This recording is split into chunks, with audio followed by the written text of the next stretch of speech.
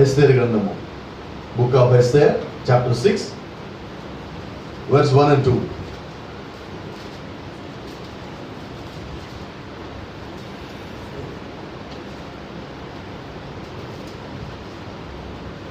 ఆ రాత్రి నిద్ర పట్టకపోయినందున రాజ్యపు సమాచార గ్రంథము తెమ్మని రాజు ఆజ్ఞేయగా అది రాజు ఎదుట చదివి వినిపింపబడెను. ద్వారపాలకులైన బిక్తాను, తెరషు అను రాజు యొక్క ఇద్దరు నపుంసకులు రాజైన అహష్వేరోషును చంప యత్నించిన సంగతి మొర్దెకై తెలిపినట్లు అందులో రాయబడి ఉండెను. ప్రార్థన చేస్తున్నాం.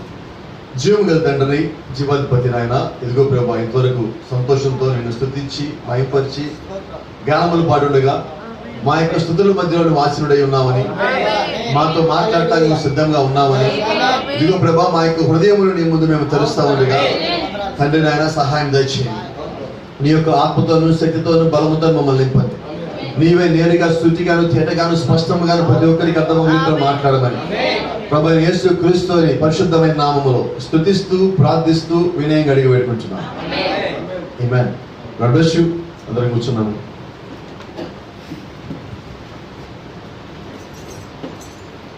Praise the Lord. దేవుని నామానికి మహిమ గంటగా ప్రభావం కలుగును గాక. అందరూ ఇక్కడే ఉన్నారా? ఆమేన్. మరి దేవుని చిత్తమైనట్లయితే ఉదయకాలము ఒక అంశము మరి దేవుడు నాకు లోపల పెట్టున్నాడు, దాని గురించి మాట్లాడదాం. The power of the braid. The power of the braid అంటే ఏంటండి? వధువు యొక్క శక్తి. ఎందుకంటే ఈ కాల ప్రవక్త అంటున్నాడు, he don't like to take the powerless church. దేవుడు ఆ రాకడలో వచ్చినప్పుడు, రెండవ రాకడలో శక్తి లేని సంఘమును ఆయన తీసుకోడు. శక్తి కలిగిన సంఘం ఆయన తీసుకుంటాడు. Praise the Lord. ఎటువంటి శక్తి అంటే ఆత్మీయంగా శక్తి కలిగి ఉండాలి. జయించినాను అన్న అధికారం కలిగిన శక్తి నువ్వు కలిగి ఉండాలి. నేను సత్యాన్ని నమ్మి వెంబడిస్తున్నాను అన్న నమ్మకం నువ్వు కలిగి ఉండాలి. క్రీస్తు బోధించిన దాన్ని నేను వెంబడిస్తానని ఆ విశ్వాసం నువ్వు కలిగి ఉండాలి. ఈ లక్షణాలు మొత్తం నువ్వు కలిగి ఉన్నప్పుడు మొట్టమొదటి గమనించాను, నువ్వు పరిపూర్ణమైన దేవుని యొక్క వాక్యంలో ఉన్నప్పుడు నీవెవరికైనా భయపడతావా? ఒక నిజాయితీ కలిగిన ఒక ఉద్యోగి ఎప్పుడు భయపడ్డాడు? ఎందుకో తెలుసా? ఈయనకన్నా పైన అధికారులు లంచం తీసుకునేవాడు, పైన అధికారు. ఈయన కింద అధికారి లంచం తీసుకోడు. ఇతనికి పైన అధికారి భయపడతాడు, ఇతను భయపడడు. గమనించండి, కొన్నిసార్లు మనం కొంతమంది వ్యక్తుల్లోకి కళ్ళలో కళ్ళు పెట్టి చూస్తూ ఉన్నప్పుడు ఆ వ్యక్తులు తలదించుకొని మాట్లాడుతూ ఉంటారు. ఎందుకని అంటారు? తప్పున్నది కాబట్టి. హల్లెలూయా. మీరు గమనిస్తే బైబిల్లో ఎక్కడా కూడా యేసు గురించి తలదించుకొని మాట్లాడేది లేదు. అపోస్తలులు ఎక్కడ తలదించుకొని మాట్లాడేది లేదు. ప్రవక్తలు ఎక్కడ తలదించుకొని మాట్లాడేది లేదు. పరిశుద్ధులు ఎక్కడ తలదించుకొని మాట్లాడేది లేదు. తల వంచుకోవడం వేరే, తల దించుకోవడం వేరు. గమనించండి, తల వంచడం అంటే దాని ఉద్దేశం ఏంటంటే గౌరవించడం. తల దించుకోవడం అంటే తప్పు చేసి తల దించడం. నిజమైన పరిశుద్ధులు తప్పు చేసినప్పుడు దేవుడి దగ్గర వాడు తల దించుకుంటారు. దేవుడి దగ్గర మొరపెడతారు, దేవుడిని అడుగుతారు, సమాధాన పడతారు. Praise the Lord. దేవుని నామానికి మహిమ ఘనత ప్రభావం కలుగును గాక. మరి ఇంకొక మాట చదువు. అదే గ్రంథంలో 3వ అధ్యాయము 5వ వచనం. అదే పుస్తకంలో మొర్దెకై వంగకయు నమస్కరింపకయు ఉండుట హామాను చూచినప్పుడు బొంగా కోపగించి. చాలా జాగ్రత్తగా గుర్తుపెట్టుకోండి. ఇప్పుడు మొర్దెకై ఎలాగున్నాడు? తల తెచ్చటలా. ఇప్పుడు మొర్దెకై పొగరనాలా, గర్వం అనాలా, ఏమనాలి? రెండు కాదండి. దేవుడు వాళ్ళకి ఒక మాట చెప్పాడు, మీరు మనుషులుగా మొక్కద్దు అన్నాడు. నేను మొక్కనంటున్నాడు. ఇప్పుడు అతను వాక్యానుసారంగా ఉన్నప్పుడు లోకం అతను ఏమంటుంది అంటే అతను గర్విష్టానికి, కోపిష్టానికి, ఇంకేదైనా పేరు పెట్టుకోవచ్చు. వాళ్ళ దగ్గర వాళ్ళకు తెలిసిన పేర్లను పెట్టుకుంటారు. అయితే నీవేమనుకుంటున్నావు? Let me tell you. ఒకసారి ఈ కాలపు ప్రవక్త వాటికన్ ఉన్నాడు పోపం చుట్టానికి. ఎంతమందికి మీకు జ్ఞాపకం ఉండదు ఏం జరిగిందో? జ్ఞాపకం ఉండదా? ఆయన అందరిలాగా లైన్లో నుంచున్నాడు. ఆయన ఈ కాలపు ప్రవక్త అయినప్పటికీ ఆయన చుట్టానికి లైన్లు పెడితే సరే వాళ్ళ పద్ధతిని గౌరవిద్దామని చెప్పి ఆయన లైన్లో నిలబడ్డాడు. చాలాసేపు 2-3 గంటల పైన లైన్లో నిలబడ్డారు. మరి ఆయన వంతు వచ్చింది, గుమ్మ దగ్గరికి వచ్చాడు, లోపలికి అడుగు పెడుతున్నప్పుడు ఈయన వెళ్ళబోతున్నాడు జేబులో చేతులు పెట్టుకొని. ఇలా వెళ్ళబోతామంటే వాళ్ళ కుర్రలో నా భయ జేబులో చేతులు పెట్టుకొని తీశాడు. సరే పెద్దాన్ని కాబట్టి తీసేద్దాం, జేబులో చేతులు తీశాడు. అయితే వాళ్ళు ఏమన్నారంటే నీ కాళ్ళకున్న షూస్ కూడా తీసేయాలన్నారు. తీసేద్దాం, వాళ్ళకి పని ఏం పద్ధతి ఉందో వాళ్ళని గౌరవిద్దాం. అక్కడికి వచ్చాక చూసి షూ కూడా తీసేశారు. అయ్యా నువ్వు అక్కడికి వెళ్ళిన తర్వాత ఆయన చేతులు ముద్దు పెట్టుకోవాలన్నారు. సరే వాళ్ళ ఆచారం కాబట్టి సరే కానీ దాని కూడా పర్లేదు రెడీ అయ్యారు. ఇక వాళ్ళు ఏమన్నారంటే ఇక కొంచెం ముందు అక్కడ పోపు గారు ఉన్నారు, ఇక నిలబోతున్నారు. వీళ్ళు చెప్పారు అక్కడ వెళ్ళి వెనక్కి వచ్చేటప్పుడు వీపు ర్యాంక్ చూపించకూడదు, నువ్వు ఎలాగ వెళ్ళావో అలాగే వెనక్కి రావాలన్నారు. సరే అది కూడా ఓకే అన్నారు. చివరి వాళ్ళు ఏం చేశారంటే ఆయన దూరంలో ఉండగానే ఇక్కడికి వచ్చి అయ్యా ఈ నడిచి వెళ్ళిపోతున్నాడు. లేదు ఎలాగ వెళ్ళకూడదు, మోకాళ్ళ మీద నడిచి ఆయన దగ్గరికి పోవాలన్నారు. వెనక్కి వచ్చి షూ వేసుకున్నాడు, జేబులో చేతులు పెట్టుకున్నాడు. ఈ మోకాలు యేసుక్రీస్తు నామములో తప్ప ఎక్కడ ఉంటుంది? ఇప్పుడు అడుగుతున్నాను, అది గర్వమా? అది పొగరంటారా? అది కోపిస్తుంటారా? ఏమంటారు మీరు చెప్పండి? వాక్యానుసారంగా ఉండటం.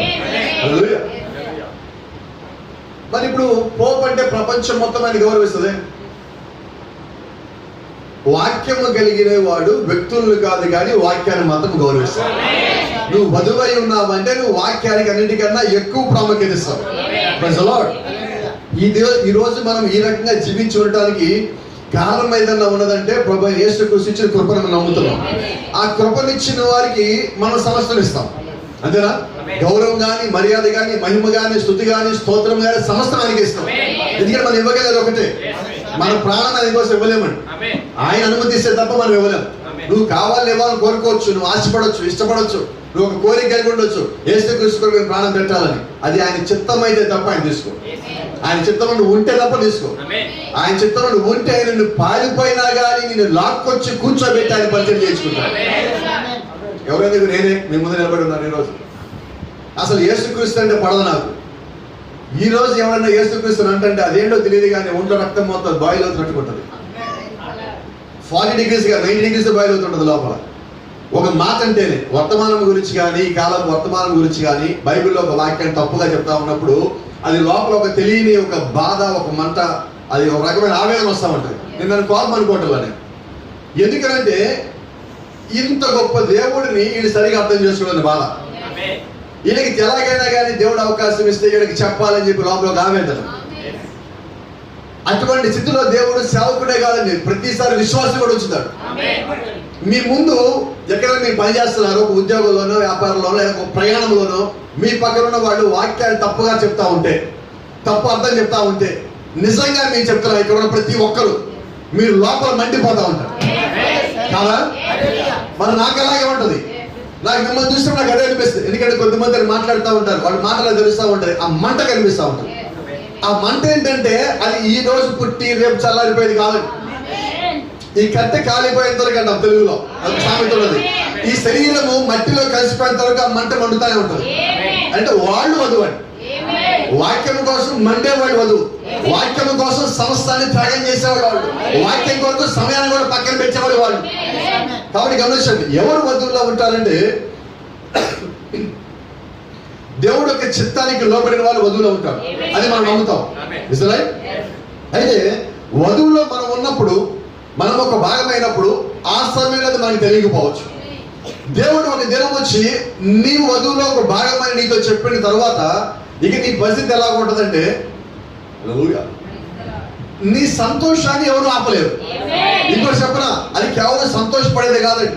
చాలా మంది అంటారు నేను వధువు సంఘం అని గర్వపడతా ఉంటాను. అసలు గర్వపడే పడద్దు మనం. ఎందుకంటే అసలు నువ్వు దీనుడై ఉండాలి. ఇంకా ఎందుకంటే నీ అంతగా నువ్వేమి సంపాదించిన వధువులో భాగాన్ని, నువ్వేం ఫైటింగ్ చేయలే వధువులో భాగం అవటానికి. అర్థమైందా? నీ తరపున నీ భర్త ఫైట్ చేశాడు, నీ తరపున రక్తం ఆయన కాల్చాడు, నీ తరపున ఆయన విడుదలిచ్చాడు, నీ తరపున ఆయన రక్తం ఇచ్చి నిన్ను కొనుక్కున్నాడు. కాబట్టి నువ్వు ఎవరిని బట్టి? ప్రభువైన యేసుక్రీస్తు యొక్క భర్తను బట్టి, ఆయన ఇచ్చిన కృపను బట్టి. గమనించండి, కృప అంటే జాలి కాదండి. చాలా మంది అనుకుంటారు కృప అంటే జాలండి. కృప అంటే జాలి కాదండి, ఇష్టపడి ఇచ్చినది. ప్రేమించిన వారికి ఇష్టపడి అడగకుండా ఇచ్చేదాన్ని కృప అంటాం. అడిగితే ఇచ్చేది కృప కాదండి. Praise the Lord. ఆమేన్. నువ్వు అడగల అయితే అది నీకు కావాలి. నిజమైన స్నేహితుడు ఏం చేస్తాడంటే నువ్వు అడగక ముందే నీ అవసరం ఏంటో కనుక్కుంటాడు. అంటే ఇప్పుడు యేసుక్రీస్తుకి నాకేం కావాలో ఆయనకి తెలుసండి. ఇప్పుడు ఆయన నాకు ముందే ఇస్తున్నాడా అంటే ఇప్పుడు ఆయన నాకు స్నేహితుడేనా? Praise the Lord. ఎటువంటి స్నేహితుడు అంటే దేవుడు ఆదామవ్వను సృష్టించడానికన్నా ముందుగానే భూమి మీద ఉన్న ప్రతి ఒక్క తినే పదార్థాలన్నీ సృష్టించాడు. ప్రతి చెట్టు సృష్టించాడు, జంతువులు మొత్తం సృష్టించాడు. ఆయన పుట్టిన తర్వాత ఇదిగో డాడీ నాకు ఇది కావాలని అడగకూడదు. అంటే దేవుడికి ఏం తెలుసు అంటే నువ్వు అడగటానికన్నా ముందు నీకేం కావాలో సృష్టించడం తెలుసు. కాబట్టి నీ అవసరత దేవుడికి తెలుసా తెలీదా? మరి ఆదాము యొక్క అవసరత దేవుడికి తెలిసినప్పుడు ఈ కాలము వధువు యొక్క అవసరం తెలుసా తెలీదా? ఖచ్చితంగా తెలుసు. అయితే ఆ సందర్భం నీ ముందుకు వచ్చేంత వరకు అది నీ కళ్ళ ముందున్నా కూడా నీకు కనపడదు. Let me read. ఆ రాత్రి నిద్ర పట్టకపోయినందున రాజ్యపు సమాచార గ్రంథము తెమ్మని రాజు ఆజ్ఞయగా అది రాజు ఎదుట చదివి వినిపించబడెను. ద్వారపాలకులైన బిక్తాను తెరషు అని రాజు యొక్క ఇద్దరు నపుంసకులు రాజు అయిన అహష్వేరోషును చంప యత్నించిన సంగతి మొర్దెకై తెలిపినట్లు అందులో రాయబడింది. మొర్దెకై అనేవాడు రోజు బయట కూర్చుంటున్నాడు. మొర్దెకై పంపించబడిన ఎస్తేరేమో లోపల ఉండదు. ఈ అహష్వేరోషు రాజు ఆయన ఒక మందిరంలో ఉన్నాడు. ఈ మొర్దెకై యూదుడై ఉన్నాడు. ఆ యూదుని చంపడానికి హామాను ఒక శాస్త్రం తయారు చేశాడు. బయట యూదులు మొత్తాన్ని చంపించడానికి ఆయన ప్రయత్నం. జాగ్రత్తగా హామాను మొర్దెకై ఆ జాతిని మొత్తం చంపడానికి ఒక శాస్త్రం తయారు చేయించాడు. రైట్? ఎవరోళ్ళు? యూదులు. యూదులంటే పడని హామానికి ఎందుకు యూదులంటే పడదు? వాళ్ళు మొక్కరు. ఎంతనారా? వాళ్ళు హామానికి మొక్కరు, వాళ్ళు మనుషులకి మొక్కరు, వాళ్ళు మనుషుల్ని ఆరాధించరు, మనుషులు చేసిన విగ్రహాలకి వాళ్ళు మొక్కరు. ఆ కారణం చేత వారి మీద కోపం. వాళ్ళు నిజంగా చంపాల్సింది కాదండి. ఆ కారణం చాలా చిన్నది. అయితే ఆ కారణం బట్టి ఈ లోపల అసూయ పెరిగాడు. ప్రవక్త చెప్పినట్టుగా అసూయ అంటే 7 దెయ్యాలు ఒక దెయ్యము. సో ఇప్పుడు హామాన్ ఏం కలిగి ఉన్నాడు? అసూయ అనే దెయ్యాన్ని లోపల పెంచుకున్నాడు. కాబట్టి ఈరోజు ఒక మాట చెప్తున్నా, ఇక్కడున్న ఏ ఒక్కరు కానీ ఎవరైనా కానీ మనం అసూయ అనే దెయ్యం మనం లోపల పెంచుకున్నామంటే మనం దేవుడికి ఇష్టలుగా ఉంటాం. అయితే అసూయ అనే దెయ్యాన్ని ఇచ్చి బయటికి పోతుంది పోదా? ఇంకో సంగతి తెలుసా? ఆ అసూయ అనే దెయ్యాన్ని మనమే బయటకు పంపించాం. ఇష్టపడం అది మనకి కావాలి. కొంతమందికి అసూయ అనే దెయ్యం ఉండటం అంటే అదే ఒక క్వాలిఫికేషన్. అది హామాని క్వాలిఫికేషన్ అండి, యూదా క్వాలిఫికేషన్ అండి, సౌలు క్వాలిఫికేషన్ అండి. అయితే వధువుకి కాదు. ఎందుకని కాదంటే వధువులో అసూయనే ఉండదండి. ఎందుకంటే వధువు ప్రేమ చేత నింపబడింది. ప్రభు యేసుక్రీస్తు ప్రేమ చేత వధువు నింపబడింది. ఆయన యొక్క రక్తంలో ఏమంటదంటే ప్రేమ ఉన్నది. పాత నిబంధనని కొట్టుకోవడానికి క్రీస్తు ఎందుకు వచ్చాడు తెలుసా? పాత నిబంధన 2 లోపాలు ఉన్నాయి. ఏంటి లోపాలు సార్? క్షమాపణ, ప్రేమించడం. ఈ 2 పాత నిబంధనలు లేవు. ఈ 2 కలిగిన వాడు ప్రభు యేసుక్రీస్తు. మరి ఆ రక్తంలో కడగబడింది వధువు. అంటే ఇప్పుడు వధువే కలిగి ఉండాలి. సో ఈ 2 క్వాలిటీస్ పుట్టినప్పుడు మన లోపల లేవు. అయితే దేవుడు నీ లోపల దాన్ని పంపించున్నాడు. ఆ సమయం వచ్చినప్పుడు అది నీలోంచి బయటికి రావాలి. నిన్ను ఎవరైనా తిట్టారు, నిన్ను ఎవరైనా దూషించారు, నీకు వ్యతిరేకంగా ఎవరైనా మాట్లాడారు, అప్పుడు ఆ కోపం పోవాలంటే అక్కడ క్షమాపణ రావాలి. అంటే నీ లోపం ఉన్నది, పనిచేయదు. ఆ సందర్భం వచ్చినప్పుడు అది బయటికి రావాలి. దేవుని యొక్క వాక్యము కూడా నీ లోపల పెంచున్నాడు. నువ్వు లోపల పౌరుషం కలిగే ఉన్నావు. నీ ఎదురికి ఎవరన్నా వాక్యాన్ని అటు ఇటు చేసి మాట్లాడతా అంటే అప్పుడు నీ కోపం వస్తుంది. అది నేనేమంటా దాన్ని దైవావేశం అంటాం. నీ వాయిస్ మారిపోతుంది, నీ ముఖంలో రంగు ఎర్రగా మారుతుంది, నీ చేతులు బిగుసుకెళ్తా ఉంటాయి, బాడీ అంతా స్టిఫ్గా అయిపోతా ఉంటుంది. ఏం జరుగుతున్నది?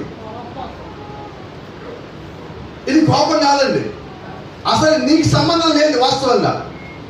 అయితే అక్కడ ఏమవుతుందంటే ఈ వాక్యం గురించి మాట్లాడుతున్నప్పుడు ఏదో బైబిల్ మీద మాట్లాడాలని ఉండలేదు, అది నాది.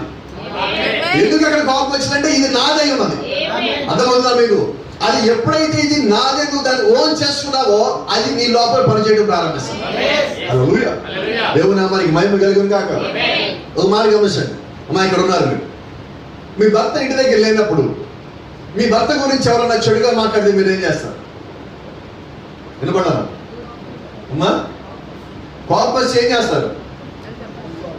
ఫస్ట్ మాట ఏం తెలుసా? అసలు నా భర్త గురించి నీకేం తెలుసు అని మాట్లాడతాను. ఈరోజు వధువు సంగతి అదే.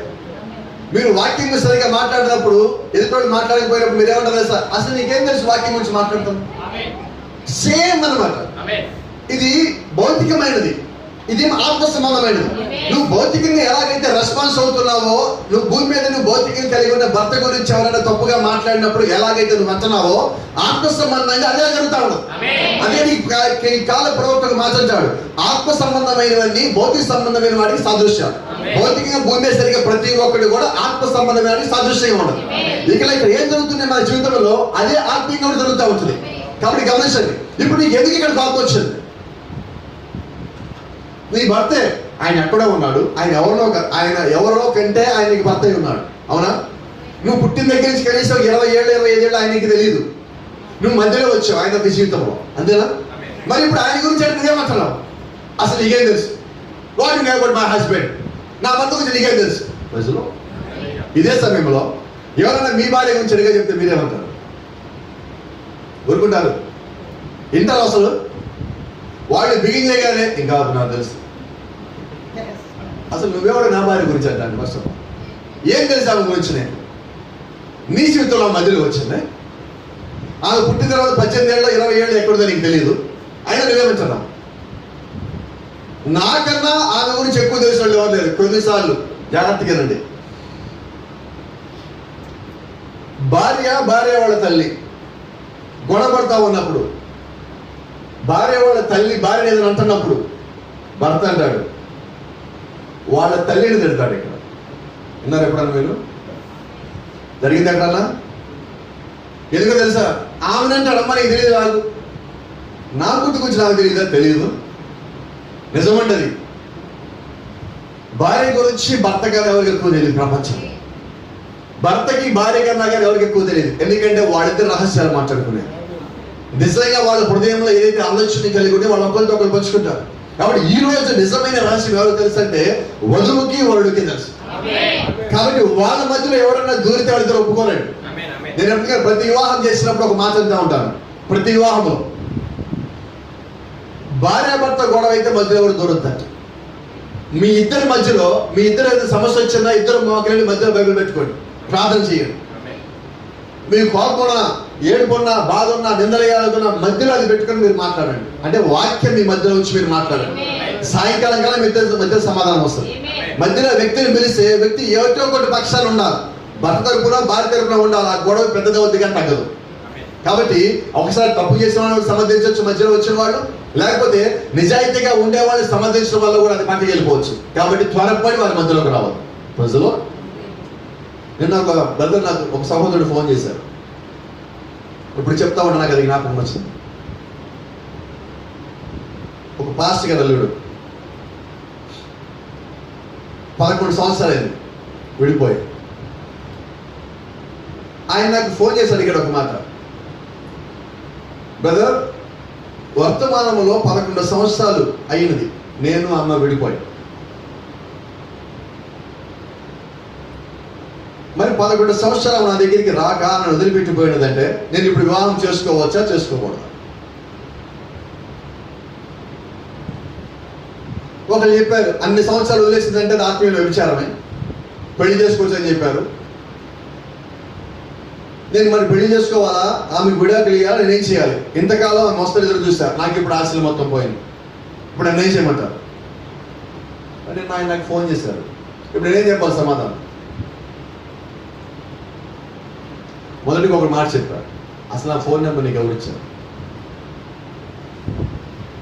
నేను అక్కడో ఇక్కడో మెకానిక్ షాప్ దగ్గర అక్కడ ఏదో ఉంటే వాళ్ళ దగ్గర నెంబర్ తీసుకున్నాను, మొత్తాన్ని మీ నెంబర్ సంపాదించాను, మిమ్మల్ని అడగాలనుకున్నాను.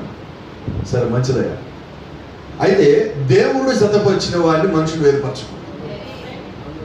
సో నేను జతపరిచిన దేవుడు అయితే వేరుపరచడానికి ఇప్పుడు నేను ఒక నిర్ణయం చెప్తే నువ్వు పాలుగా చెప్పారని చెప్పి నువ్వు తీసుకుంటావు నిర్ణయం.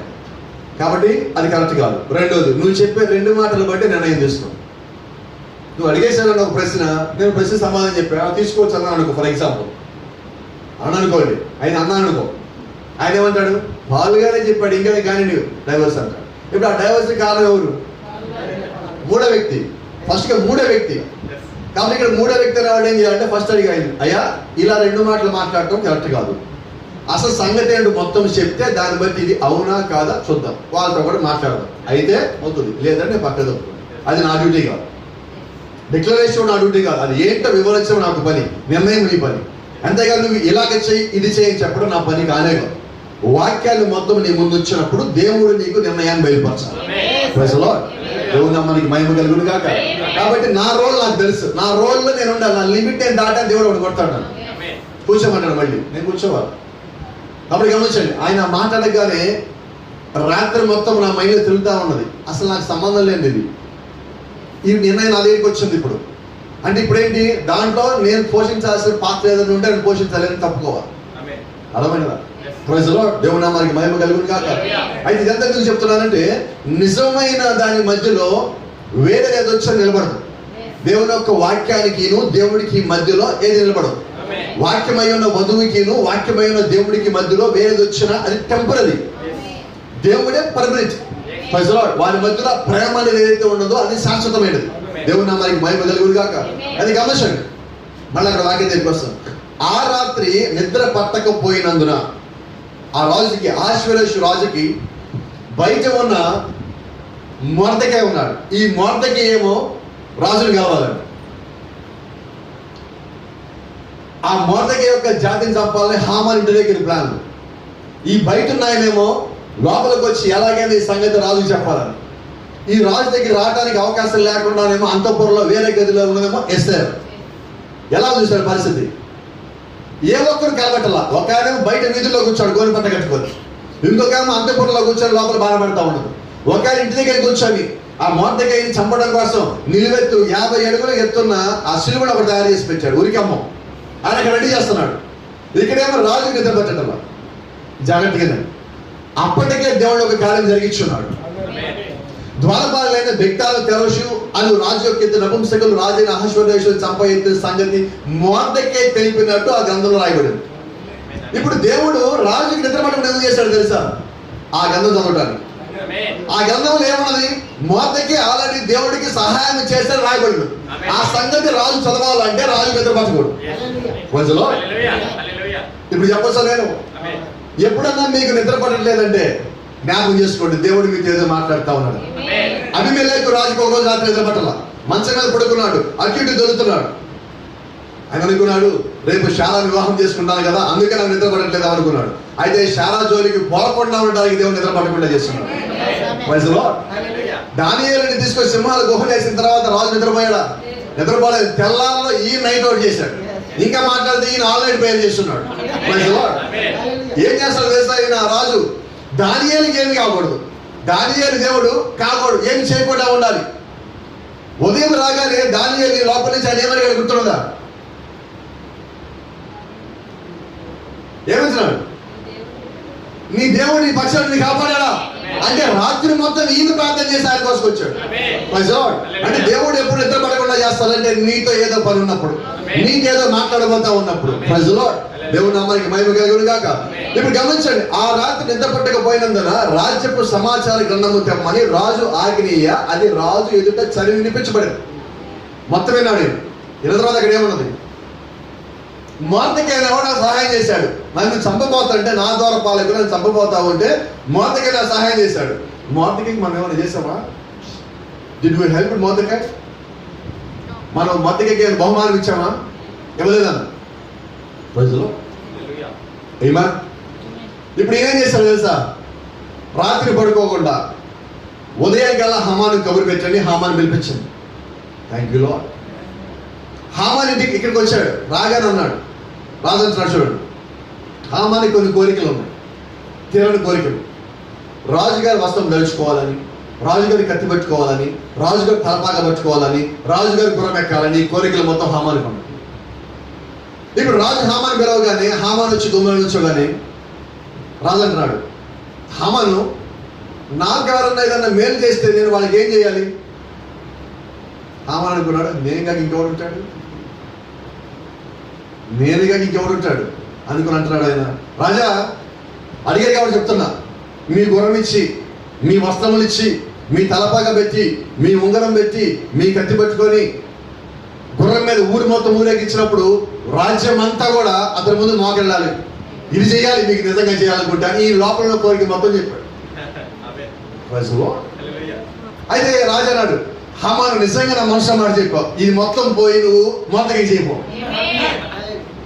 ఏం జరిగింది?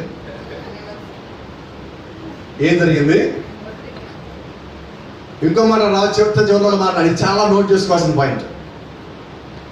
హామాను ఇవన్నీ నీవే దగ్గరుండి మొదటికి జరిగించుకో. అర్థమవుతుందా? The power of the braid. వధువు యొక్క శక్తి అంటే తెలుసా? రాసి చెప్తానండి, ఎస్తేరు రాజు దగ్గరికి రాల, రైట్? మొదటికి రాజు దగ్గరికి రాల, హామాను వస్తున్నాడు పోతున్నాడు. ఇప్పుడు మొదటికి తరపున దేవుడితో మాట్లాడింది ఎవరు? మొదటికి తరపున రాజుతో మాట్లాడింది ఎవరు? దేవుడే మాట్లాడాడు. దేవుడే ఈ సంగతి తెలిసి మొదటికి శిక్ష పడబోతుంది మన్నాడు ఉదయం. వాస్తవంగా ఆ సంతకం పెట్టే పేపర్లో, ఆ శాస్త్రం పెట్టుకునే పేపర్లు పట్టుకుని వచ్చాడు హామాను మొదటిగా జాతని చంపాలని. ఇప్పుడు ఈ పేపర్లు ఇవ్వగలరా? తెచ్చిన పేపర్లు తెచ్చాడు, జైలు పెట్టుకున్నాడు. గమనించాల్సింది, ఏ సమయానికి దేవుడు దేని రంగం మీదకి తేవాలో ఆయనకన్నా బాగా తెలిసి ఎక్స్పర్ట్ ఎవడు లేదు. ఎప్పుడో రాయబడిన గ్రంథంలోని మాటని ఆ రోజు రాత్రి హామాను సిద్ధం చేసుకుని రావడానికన్నా ముందుగా దేవుడు ఈ మాట రాజు చదివించాడు. అంటే నీ దగ్గరికి శ్రమ రావడానికన్నా ముందు, నీ దగ్గరికి శోధన రావడానికన్నా ముందు, నీ దగ్గరికి నీ యొక్క మరణం రావడానికన్నా ముందుగానే దేవుడు యొక్క ఏర్పరిచిన మార్గం ముందు వస్తా ఉన్నది. ఆయన ఇచ్చే కృప ముందు వస్తా ఉన్నది. ఇప్పుడు దీన్ని కృప అంటారు. మోతకి అడిగాడ కాపాడమని అడగలేదండి. అయితే ఇప్పుడు మోతకి కాపాడాల్సిన బాధ్యతని దేవుడే ముందుగా తీసుకున్నాడు.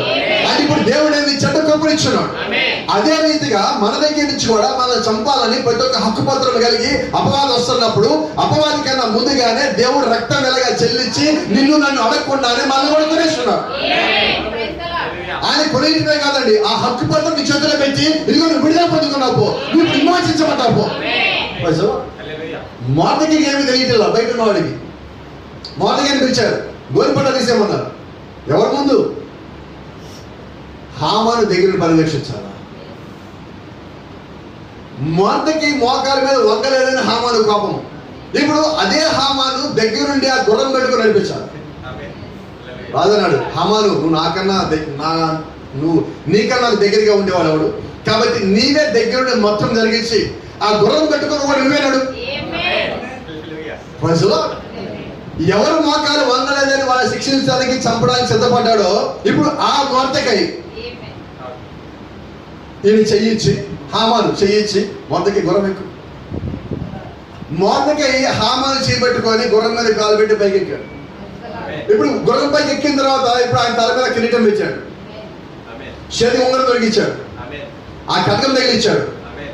ఆ గుర్రపు తాడు పెట్టుకొని ముందు ఈయన నడిపిస్తున్నాడు.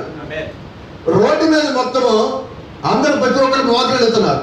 హామాను చూసి కాదు, మొదటిని చూసి. ఎందుకంటే రాజు యొక్క ఆజ్ఞ. అంటే దేవుడు ఎవరన్నా కానీ హెచ్చించాలనుకుంటే అదిగో ఆ రీతిగా హెచ్చిస్తాడు. హామాను హెచ్చించుకోవాలని కోరుకున్నప్పుడు దేవుడు హామాను ఒక మాట లేదండి, మొదటిగా హెచ్చించాడు. కాబట్టి గమనించండి, మన వాక్యము లేదంటే దేవుని యొక్క వాక్యం మన దగ్గరికి వస్తున్నప్పుడు మనం ఎంత దీనత్వం కలిగి ఉన్నామో దేవుడిని అంత పైకి లేపుతా ఉంటాడు. కాబట్టి ఈ రోజు నువ్వు కలిగి ఉండాల్సింది పరిపూర్ణమైన వాక్యమే కాదు, పరిపూర్ణమైన దీనత్వం కూడా కలిగి ఉండాలి. ఇప్పుడు మొదటిగా తను కలిగి ఉన్నాడు. హల్లెలూయా. ఏమన్ దేవుని నామానికి మహిమ కలుగును గాక. ఈ రోజు గమనించండి, ఇంకొక మాట చిన్న చదవండి.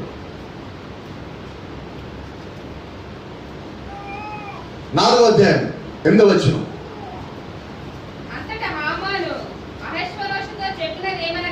4వ అధ్యాయం 8వ వచనం. వారిని సంహరించుటకై షూషనులో ఈబడిన ఆజ్ఞ ప్రతిని ఎస్తేరుకు చూసి తెలుపమని ఆమె తన జనుల విషయమే రాజును వేడుకొని అతని సముఖమందు విన్నపము చేయుటకై అతని యొద్దకు పోవాలని చెప్పుమని దాన్ని అతనికి ఇచ్చెను. హతాకు వచ్చి మొదటి యొక్క మాటలు ఎస్తేరుతో చెప్పాను. 4:14. నీవు ఈ సమయమందు ఏమీ మాట్లాడక మౌనముగా ఉన్న ఎడల యూదులకు సహాయమును విడుదలను మరి యొక్క దిక్కు నుండి వచ్చును గాని నీవును నీ తండ్రి ఇంటి వారు నశించుదురు. జాగ్రత్తగా రండి ఈ మాట. నీవు ఈ సమయమును బట్టి రాజ్యంలోకి వచ్చిందివేమో ఆలోచించమని చెప్పమను. ఎస్తేరు అసలు ఎందుకని లోపలికి వెళ్ళింది? ఎస్తేరు ఎందుకు రాణి అయింది? ఇప్పుడు మీకు ఇక్కడ కొంత మీకు ఈ మాట యొక్క లోతు కానీ తెలిస్తే మన మామూలుగా ఉండలేము. మొదటికి దేవుడు యొక్క ఆత్మ ప్రేరేపణతో మాట్లాడాడు అన్నమాట. చూడండి ఎంత అన్నాడండి. నీవు ఈ సమయం ముందు ఏమీ మాట్లాడక మౌనంగా ఉన్నాడలా యూదులకు సహాయం విడుదల మరొక వ్యక్తి వచ్చాను కానీ సహాయం వచ్చేది కన్ఫర్మ్. ఈ పని మీద లోపలికి వెళ్ళాలేమో, నువ్వు కానీ చేయకపోతే సహాయం వచ్చేది కన్ఫర్మేషన్. అయితే నీవు ఈ సమయాన్ని బట్టి రాజ్యములకు వచ్చినామో ఆలోచించుకో, నువ్వు ఆలోచించుకో. ఇప్పుడు ఎస్తేరు ఎవరంటే వధువుకి సదృశ్యంగా ఉన్నది. ఇప్పుడు వధువు చేయాల్సిన పని కూడా ఉన్నదండి. మినిస్ట్రీ ఆఫ్ ది బ్రైడ్, వధువు యొక్క పరిచర్య. ఇప్పుడు ఎస్తేరు ఏం చేయాలంటే వధువు యొక్క పరిచర్య జరిగించాలి. ఆ పరిచర్య జరిగించాలంటే ఈమె రాజ్యం లోపలికి రావాలి. కాబట్టి ఈమె రాజ్యం లోపలికి వచ్చిన తర్వాత, ఈమె రాజు అడిగిన తర్వాత యూదుల మీదకి వచ్చిన దాన్ని ఏమంటారు, ఆ శాసనం కొట్టివేయబడాలి. ఆ శాసనం కొట్టివేయబడాలంటే ఈమె లోపలికి రావాలి, రాజు యొక్క అంతఃపురంలో రాణిగా ఉండాలి. ఈ శాసనం వస్తుందని ముందుగానే గ్రహించి దేవుడు వస్తీని అహష్వేరోషు రాజుకి వ్యతిరేకంగా ప్రేరేపించాడు. అప్పుడు దాకా వాళ్ళ గొడవలు లేవండి. ఎస్తేరు లోపల రావాలి, వస్తీ ఉండగా ఎస్తేరు రాదు. ఏం చేశాడు ఇప్పుడు దేవుడు? వస్తీని బయటికి వెళ్ళాలి. ఆయన ఏం చేశారంటే రాజు పెద్ద విందు ఏర్పాటు చేసి ఆ విందుకి అందరూ పిలిచాడు. 127 సంస్థానాల్లో ఉన్న అధిపతులు మొత్తాన్ని పిలిచాడు, సామంతులు పిలిచాడు, అధికారులు పిలిచాడు, ముఖ్యమైన మొత్తం పిలిచి 7 రోజులు విందు ఏర్పాటు చేశాడు. 7 days. రాజు తాగే దాక్షరసం అందరికి పోయించాడు. ఎవరు ఎంత తాగితే వాళ్ళకి అంత ఇవ్వండి. వాళ్ళ ఇష్టమే, తాగే వాళ్ళు ఇష్టం, పోస్తే వాళ్ళు ఇష్టం కాదు. బలవంతం లేదు, మీ చాయిస్. ఈ పని జరుగుతున్నప్పుడు 7వ రోజు రాజు తన భార్య అయిన వస్తీని అందరికి చూపించి పరిచయం చేద్దామని ఆమె రమ్మంటే ఆమె ఏం చేసిందంటే అదే రాజుగారి తోటలో ఇంకొక పక్కన ఒక విందు ఏర్పాటు చేసుకొని అక్కడ స్త్రీల కూడికి ఏర్పాటు చేసుకుని ప్రసంగం చేస్తాం. ఆమెది నేను నా కొడుకులో బిజీగా ఉన్నా, నాకు రావడం కుదరదు.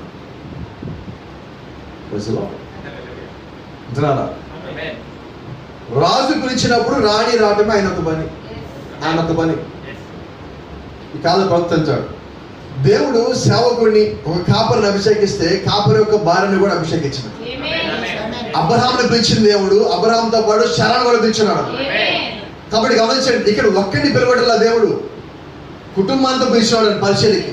ఇప్పుడు ఏం చేయాలి? కుటుంబంతో కలిసి ఆమె కూడా ఉండాలి. వస్తీ కూడా ఎలా ఉండాలి? రాజుగారి పక్కనే ఉండాలి. రాజుగారి పక్కన లేకపోతే రాజు గౌరవం ఎక్కడ ఉంటుంది? ఆ తర్వాత గమనించండి, ఈ సంగతి తెలిసి రాజు చాలా బాధపడ్డాడు. బాధపడి ఒక రోజు కూర్చున్నప్పుడు ఆయన దగ్గర 7 ప్రధానులు ఉన్నారు. 7 ప్రధానుల్లో 7వ వారు మెమూకాన్. మెమూకాన్ అక్కడ లేచిన కూడా ఒక మాట అన్నాడు, థ్యాంక్ యూ లార్డ్. మెమూకాన్ అన్నప్పుడు 7వ వాడైనాడు మెమూకాన్. మెమూకాన్ లేచిన వాడు ఏం మాట్లాడాడు తెలుసా?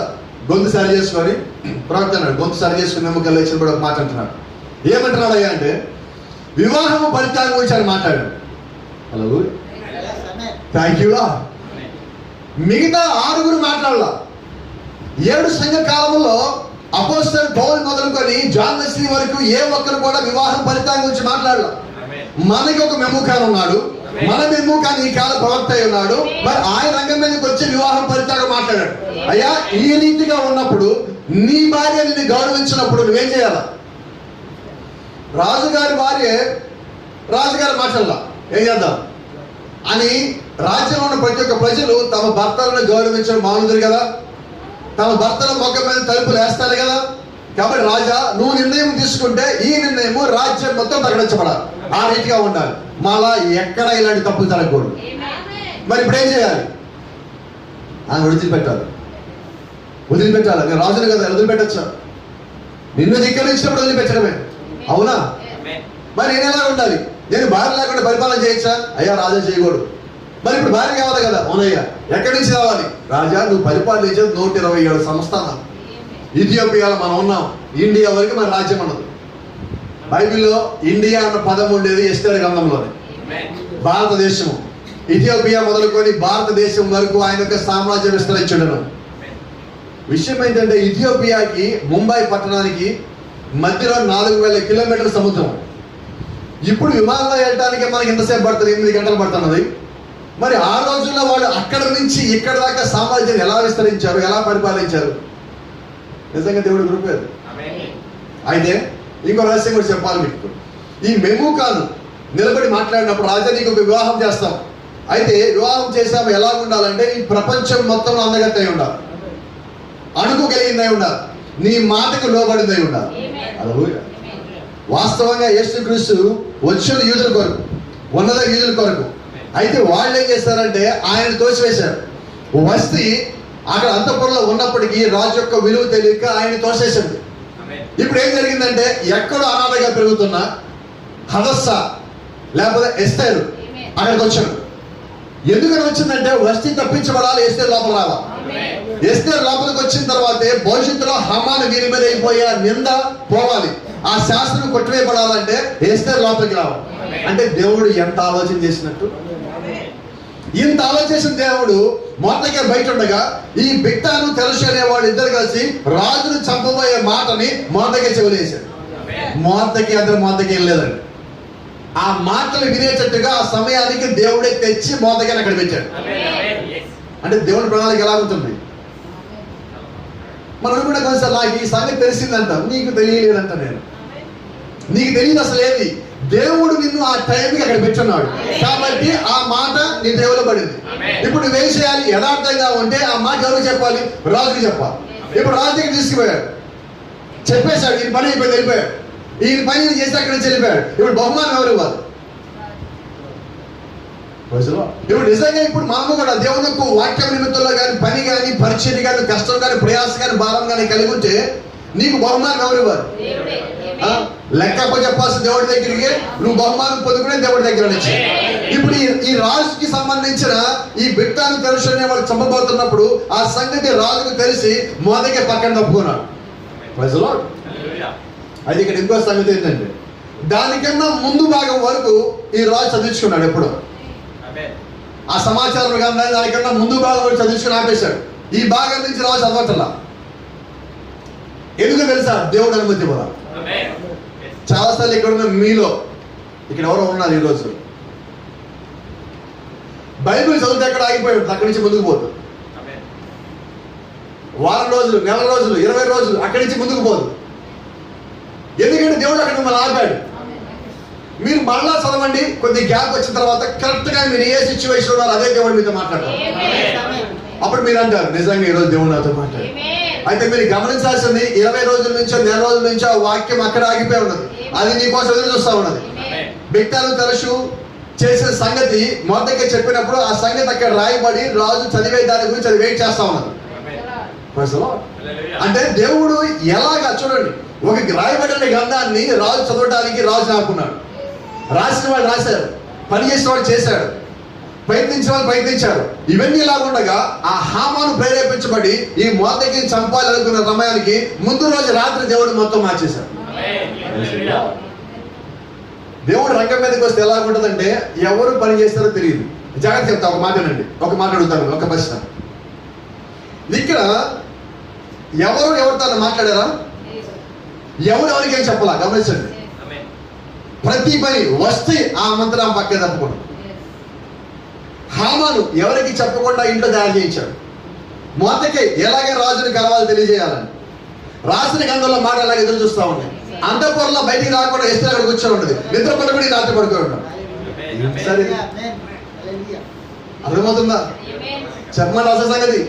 వధువుకి ఏమన్నా అవుతా ఉంటే దేవుడు అన్నిటినీ కలిపి అన్ని లింకులు తెచ్చి అవసరం పెడతాడు. ఆయన అన్ని సమయానికి తెచ్చి అక్కడ వదిలిపెడతాడు. అన్ని ఆ సమయానికి సరిగ్గా సరిపోయినట్టు కరెక్ట్ గా అట్టుకోబడతాయి. దేవుడిని పని చేసినప్పుడు ఎలా ఉంటుందంటే, మీకు ఎప్పుడైనా పజిల్ బాక్స్ అన్నారు పేరు? You know puzzle box. ఆ ముక్కలని వేరువేరుగా ఉంటాయి. కాబట్టి ప్రింట్ చేసినప్పుడు, థ్యాంక్ యూ లార్డ్, అది ప్రింట్ చేసినప్పుడు ఆ ప్రింట్ చేసిన వ్యక్తికి ఆ ముక్కలు ఎలా ఉండే తెలుసు, తీసుకునేవాడికి తెలియదు, చేసేవాడికి తెలియదు. ఈ సంగతులు జరుగుతూ ఉన్నప్పుడు ఇది ఒక పజిల్. ఈ పజిల్ ని సాల్వ్ ఎలా చేయాలో దేవుడికి తెలుసు. ఏ ముక్క తీసుకొచ్చి మధ్యలో పెడితే మొత్తం సాల్వ్ అవుతుందో తెలుసు. ఇప్పుడు దేవుడు ఆ జ్ఞానం ఇస్తే తప్ప నువ్వు ముగించలేవు. ఆ జ్ఞానం ఇవ్వాలంటే ఆ సమయం రావాలి. వస్తీని పక్క పంపించి ఎస్తేర్ కోసం ప్రకటించి ఎస్తేర్ లోపల తీసుకొచ్చి పెట్టి ఎస్తేర్ వివాహం చేసుకున్న తర్వాత ఇప్పుడు మొర్దెకైని చంపడం కోసం హామాని మొత్తం తయారు చేసిన తర్వాత రాజు నిద్రపడకుండా దేవుడు చేసి ఇప్పుడు రాజుని ఆ గ్రంథము చదివే విధంగా దేవుడు ప్రేరేపించి, నీ జాగ్రత్త గమనిస్తే ఎస్తేర్ పుస్తకం మొత్తంలో దేవుడు అనే పదం ఉంది. మొత్తం దేవుడు వేసే పని ఉంటుంది. ఎంత చిత్రం తెలుసా? ఇప్పుడు మనం చదివాం కదా, దీంట్లో ఎక్కడ దేవుడు అనే పదం ఉన్నదా? లేదండి. అయితే ఇప్పుడు చదివిన ప్రతి లింక్ మీరు చూడండి, మీరంటారు మొత్తం దేవుడే చేసి. దేవుడు కనబడండి, కొన్నిసార్లు పని మాత్రం జరుగుతూ ఉంటుంది. ప్రత్యేకించి వధువు విషయంలో దేవుడు తన రూపాన్ని చూపించడానికి ఇష్టపడాడు, కానీ పని చేయడానికి ఇష్టపడతా ఉంటాడు. ఎందుకంటే ఆయన వధువులో కలిసిపోయినాడు. Thank you Lord. ఆమేన్. గమనించు, నీవు ఈ సమయం బట్టి ఏ రాజ్యములకు వచ్చిదివేమో ఆలోచించుకోమని చెప్పాను. వధువు ఎస్తేర్, మొర్దెకై ఒక రకంగా మాట్లాడితే మొర్దెకై ఎవరంటే ప్రవక్త స్థానంలో ఉన్నాడు. Is a type of profit. లోపలికి వెళ్ళినప్పుడు మొర్దెకై ఒక మాట చెప్పాడు, నువ్వు లోపల ఎప్పుడు నీ జాతి గురించి చెప్పదు. ఈమె లోపల ముందుగా వెళ్ళి నేను యూదురాలని చెప్పినట్లయితే ఎప్పుడో ఇబ్బంది వచ్చేదాము. ఈయన ఏం చెప్పాడు కాబట్టి ఎప్పుడేమంటారంటే, ఇప్పుడు మొర్దెకై ఏ స్థానంలో ఉన్నాడు? ప్రవక్త స్థానంలో. ఎస్తేర్ ఏ స్థానంలో ఉన్నది? వధువు స్థానంలో. ఇప్పుడు మొర్దెకై అనే ప్రవక్త వధువై ఉన్న ఎస్తేర్కి ఏం చెప్పాడంటే, నీ జాతి నువ్వు ఎప్పుడు కలపవద్దు. ఆమె ఏం చేయాలి ఇప్పుడు? అనబడలేదా? అసలు ఆ పెళ్లికి లేదంటే ఆ యొక్క స్వయంవరానికి వెళ్ళమని సిద్ధపరిచి పంపించిందే మొర్దెకై. మొర్దెకై చెప్పిన ప్రతి మాట విన్నది, ప్రతి మాట ఆచరించింది, ఆ రకంగానే పెరిగినది. ఇంకా మాట్లాడినట్లయితే వాక్యానుసారముగా దేవుడు మొర్దెకై ఆ ఎస్తేర్ని పెంచడానికి అవకాశం ఇచ్చాడు. ఇప్పుడు మాట్లాడదాం. ఆయన చూడండి, ఏదో ఒక దిక్కు నుంచి నువ్వుగా సహాయం మాకు చేయకపోయినా, నువ్వు మౌనంగా ఉన్నా, ఏదో ఒక దిక్కు నుంచి యూదునికి సహాయం వస్తుంది. అంటే ఇప్పుడు మొర్దెకై దేవుడు నమ్మిన వ్యక్తి, నమ్మని వ్యక్తి? నమ్మిన వ్యక్తినా? మరి ఇంతగా నమ్మిన వ్యక్తి ఎస్తేర్ వాక్యాన్ని ఎంతగా పెంచుంటాడు? ఆయన ఎంతగా నమ్మకపోతే ఎస్తేర్ ఆయన మాట నమ్మి రాజుని వివాహం చేసుకుంటాడని రాజమందిలోకి వచ్చి ఉంటుంది. ఆయన ఎంతగా నమ్మాడు, ఈమె కూడా అంతగా నమ్మాడు. కాబట్టి ఈ రోజు ఈ కాలం వర్తమానికుడు మనం చెప్పిన దాన్ని కూడా మనం అలాగే విశ్వసించాల్సి ఉన్నది. దానిలో ఏది మనం కలపద్దు, ఏది మనం తీసేయద్దు. మొర్దెకై చెప్పిన మాట ఆమె చెప్పినట్టుగా అన్నది. అయితే ఆమె ఒక మాట అన్నది, అయ్యా నేను ఇప్పుడు రాజును కూడక 3 దినములైనది, లేక 10 దినములైనది, ఆయన దగ్గరికి పోవటం లేదు. ఈ సంగతి ఎలా చెప్పాలి? రాజు పిలవకుండా రాజు దగ్గరికి అవగటానికి వెళ్ళారు. అయితే ఆమె ఒక మాట చెప్పింది, ఉపవాసాలు చేయండి. మొర్దెకై ఒక మాట చెప్పింది, మొర్దెకై మన వాళ్ళందరూ ఉపవాసం చేయమను. నేను ఉపవాసం ఉంటాను, నేను నా అంతపురం నాతోటి వారందరూ ఉపవాసం ఉంది, మీరు ఉపవాసం ఉండండి. రహస్యం ఏంటంటే, మీరు ఉపవాసం ప్రాంతంలో ఉన్నప్పుడు ప్రతి ఒక్క లింక్ తెగిపోతూ ఉంటుంది. మీకు వ్యతిరేకంగా తయారు చేయబడిన చైన్ బ్రేక్ అవుతూ ఉంటుంది. మీరు ప్రార్థిస్తూ ఉన్నప్పుడు ప్రతి లింక్ దేవుడు బద్దలు కొడతా ఉంటాడు. అలాగే అదే సమయంలో మీకు బలం తెచ్చే ప్రతి ఒక్క లింకును దేవుడు కలుపుతూ ఉంటాడు. ఇప్పుడు ఏం చేస్తాడు? ఉపవాస ప్రార్థనలో ఉండి, దేవుడి మీద విశ్వాసం ఉంచి ఉపవాస ప్రార్థనలో ఉండి నేరుగా రాజు ముందుకు వచ్చి నిలబడింది. 5వ అధ్యాయం 2వ వచనం, రాణి అయిన ఎస్తేరు ఆవరణములో నిలబడి ఉండే రాజు చూడగా ఆమె యందు అతనికి దయపుచ్చును. అది ఇంగ్లీష్ ఏమో తెలుసా? When the king saw Esther, he left love in the heart. He felt, sorry, ఇక్కడ లెఫ్ట్ అని వచ్చింది, అందుకే చదువుతాను. When the king saw Esther, he felt love in the heart. ఏం జరిగిందండి? తెలుగులో రాయబడింది అతనికి దయ పుచ్చినది. ఇంగ్లీష్ ఏమన్నది? ప్రేమ పుచ్చినది. Praise the Lord. Because she is fasting for 3 days. ఎందుకని? ఆమె 3 రోజుల నుంచి ఉపవాసం ఉన్నది. 3 రోజులు ఉపవాసం ఉన్నప్పుడు ఏం జరిగిందంటే her face is filled with గోలీ. 3 దినములు ఆమె ఉపవాసం ఉన్నదాన్ని బట్టి ఆమె రాజు ముందుకు వచ్చినప్పుడు ఆమె ముఖం ఎలా ఉందంటే ఇంకా అందంగా కనిపిస్తుంది. Praise the Lord. She became meek by prayers. ఆమె ప్రార్థనలో గడపడం ద్వారా ఇంకా దీనురాలాగా ఉన్నది. ఆమె ఇంకా మృదువుగా మారిపోయాడు. King showed the staff to Esther. ఇప్పుడు ఆ రాజు దగ్గర నా దండమని ఆమె వైపు చూపించాడు. ప్రవక్త అన్నాడు, ఆ దండం ఎలా చూపించడం అర్థమైంది తెలుసా? ఆ దండం ఎలా పట్టుకోవడం అర్థమైంది తెలుసా? Staff is the power of the king. Staff is indication of the power. ఆ చేతిలో ఉన్న దండము దేనికి సాదృశ్యం అంటే అధికారముకి సాదృశ్యం. ఇప్పుడు ఆమె ఏం కలిగి ఉన్నది? రాజు యొక్క అధికారం ఆమె చూపించి నువ్వు లోపలికి రాను. ఇప్పుడు లోపలికి అడుగుపెట్టింది. ఏం కావాలి చెప్పు. రాజాలకు ఒక చిన్న కోరిక. ఏం కావాలి చెప్పు. అర్ధరాజ్యం ఇవ్వమంటావా? నా రాజు మాట మీద అక్కడ నీకేం కావాలి చెప్పు. అర్ధరాజ్యం ఇవ్వమంటే ఇచ్చేస్తాను. ప్రజలు నా మన దగ్గర నాకు రాజ్యం వద్దు. ఎందుకంటే అర్ధరాజ్యం వేస్తే సగం అవుతుంది ఏమది. అదే రాజుతో పాటు రాజ్యం మొత్తం మీది కాదు. నీ భర్త సంపాదించిన మొత్తం మీది కాదు. ఇదేనా ప్రజలు? మరి ఇప్పుడు సగం తీసుకుని పోతే ఆమె సగం కోరిక కూడా అక్కడ రాలేదండి. అసలు ఆస్తి కోసం రాలేదు మొట్టమొదటిగా. అయ్యా నాకు ఏం కోరిక లేదు కానీ వీలైతే ఒకసారి భోజనానికి రా. అంతేనా? ఓకే వస్తాను. రాజే వచ్చేప్పుడు ఒక చిన్న మనవి. వస్తావా హామాను కూడా తీసుకురా. మీకు తెలుసా సంగతి? రాసింది తెలుసా? యేసుకి చెప్పిన సంగతి. నీ శత్రువుని ఇంటికి పిలిచి భోజనం పెట్టినప్పుడు అతని నెత్తి మీద నిప్పులు పోసినట్టారు. హామాన్ ఎవరు? ఎవరిని చంపడానికి కోసం వచ్చినాడు? ఎస్తేరు జాతి. ఎస్తేరు చంపడానికి వాస్తవంగా అధికారం కలిగినాడు ఈయన. రైట్. ఇప్పుడు ఆ ఎస్తేరు ఎవరి చేత చంపించబడబోతున్నదో ఆయన ఇంటికి భోజనం రమ్మంటాడు. హామాన్కి ఆ సంగతి తెలియదు. దేవుడు ఏం చేస్తారంటే వధువుకి మొత్తం బయలుపరిచాడు. ఇప్పుడు అక్కడ ఎస్తేరు వధువుగా ఉన్నది. వధువుని చంపడానికి లేదంటే ఎస్తేరుని చంపడానికి సిద్ధపడిన వాడు హామాన్. రైట్. హామాను ఎస్తేరుని చంపబోతాడనే విషయం ఎస్తేరు తెలుసు కానీ హామానుకి తెలియదు. నీ శత్రువుకి నీకెవరో తెలియదు కానీ వాడు నీకు వ్యతిరేక పన్నాగాలు పన్నుతానే ఉన్నాడు. అయితే ఆ పన్నాగాలని, ఆ కుట్రలని, ఆ కుతంత్రాలని, ఆ ఉచ్చులని దేవుడు నీకు ముందుగానే బయలుపరుస్తావు. నేను శుక్రవారం మాట్లాడుకున్నాం అదేమో. నువ్వు వెళ్తా ఉన్నప్పుడు ఆ ఉచ్చుల్ని, పన్నాగాల్ని దేవుడు నీకు ముందుగానే బయలుపరుస్తున్నాడు. అవి నీ ముందు నిలబడవు, అవి నీ ముందు పారిపోవలసింది. దేవుడు నామానికి మహిమ కలుగును గాక. ఇప్పుడు ఎస్తేరు రాజు ఇంటికి పిలిచింది. రాజుతో కూడా హామాన్ వచ్చాడు. Thank you lord. ఇప్పుడు ఆమె భోజనం పెట్టింది. ఇంకా కొంచెం ఇంకా కొంచెం ఇంకా కొంచెం. ఆ రోజు హామాన్ ఇంటికి వెళ్ళాడు. తెలుసా మీకు ఏం జరిగిందో? ఇంటికి వెళ్ళి భార్య పేరు జరషు అంత అంటున్నాడు. జరషు నీకు సంగతి చెప్పనా? ఈరోజు నేను రాజుగారి ఇంటికి భోజనానికి వెళ్ళాను. ఏం జరిగిందో తెలియదు. ఎస్తేరు రాజుగారికి వడ్డించిన దానికన్నా నాకే ఎక్కువ వడ్డించింది. నా మీద ఎక్కువ ప్రేమ చూపించింది. ఏమంటది? అయ్యా కొద్ది జాగ్రత్త. కాదు నీకు అసూయ వచ్చింటుంది. అందుకని నాకు వచ్చింది. నువ్వు భార్య కలిగిన అసూయ వచ్చి ఉంటుంది. Maybe you're feeling jealous. ఇది జలసి కాదు, ఏదైనా కొద్ది తేడాగా ఉన్నది. ప్రజలో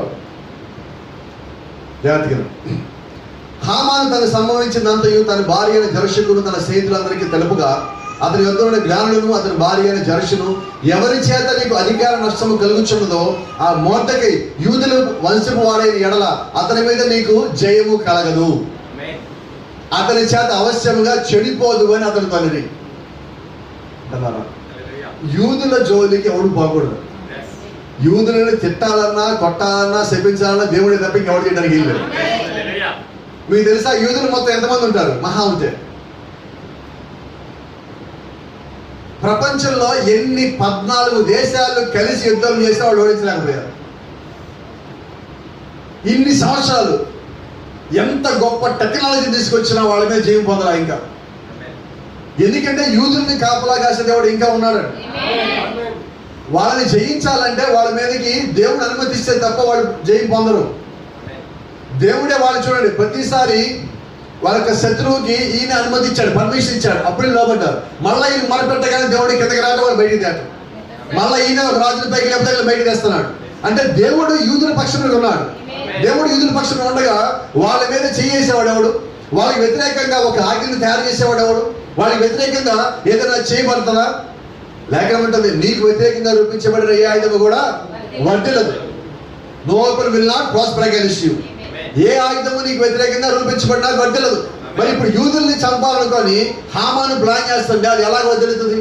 ఆయన ఇంకా అప్పటికి యూదులు దేవుడిగానే ఉన్నాడు. ఆయన యూదులు దేవుడిగా ఉండగానే అది వర్ధిల్ల. యూదులు దేవుడిగా ఇప్పుడు లేడు, అయినప్పటికీ కూడా ఇప్పుడు వాళ్ళు ఇంకా విజయం పొందుకుంటానే ఉన్నారు. లేనప్పుడు వాళ్ళు విజయం పొందుకున్నారంటే ఉన్నప్పుడు ఇంకెంతగా పొందుకోవాలి. గమనించండి, భార్య అంటుంది, అతని వెళ్తున్న జ్ఞానులు, జరషు, స్నేహితులు వాళ్ళందరూ ఏమంటారంటే అయ్యా నువ్వు యూదులకు పోవద్దు. కానీ ఇంకో సంగతి చెప్పను, నిజమైన విశ్వాసి జోలికి, నిజమైన క్రైస్తవుడి జోలికి శత్రువు వచ్చినప్పుడు ఆ శత్రువుకి ఎలా ఉంటుందంటే తాత్కాలికంగా విజయం దొరికినట్టు ఉంటుంది. But it's temporary victory. ఎందుకంటే ముగింపు దినమన దేవుడు వాళ్ళ పక్షం నిలబడతాడు కాబట్టి ముగింపు దినమన విషయం ఉండదు. ఇప్పుడు మొర్దెకైకి ఆ ప్రారంభ దినమన కష్టంగా ఉన్నది, గోధుమ పట్ట కట్టుకున్నాడు, రోడ్డు మీద నిలబడి ఉన్నాడు. అయితే చిట్ట చివరికి వచ్చేసరికి ఇప్పుడు ఈ మొర్దెకై పక్షం ఎవరున్నారంటే రాజే వచ్చున్నాడు. అయితే రాజుకు తెలియకుండా ఆ శాస్త్రం మీద సంతకం పెట్టడం అయిపోయింది, ముద్రేకం అయిపోయినది.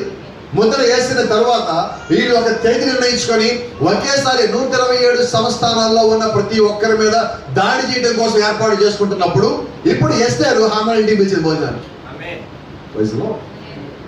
ఎవరింటికి వచ్చాడు? ఇప్పుడు ఏ ఇంట్లో అయితే చావబోతున్నాడో ఆ ఇంటికి హామాను అతిథిగా వచ్చాడు.